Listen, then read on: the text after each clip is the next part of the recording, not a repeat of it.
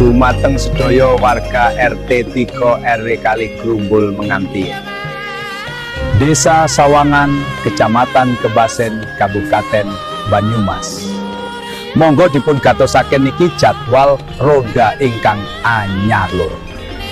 Malam Senin, Mbah Saeun, Pak RT Himam, Kang Yudi, Kang Datam, Kang Amin, Kang Sobirin.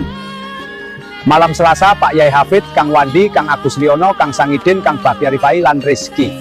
Malam Rabu, Kang Ngapit, Kang Slamet, Kang Masdar, Kang Widi, Kang Agus Witno. Malam Kamis, Kang Mahdi, Kang Rohib, Kang Anto, Kang Mudin, Kang Hasan. Malam Jumat, Pak Kadus Edi, Pak Haji Sukandar, Kang Yantri, Kang Mariadi, Kang Sutasno lan Tio. Malam Sabtu, Kang Sarbini, Kang Sukiman, Kang Surono, Kang Wahyu, Kang Saiful, Kang Aban.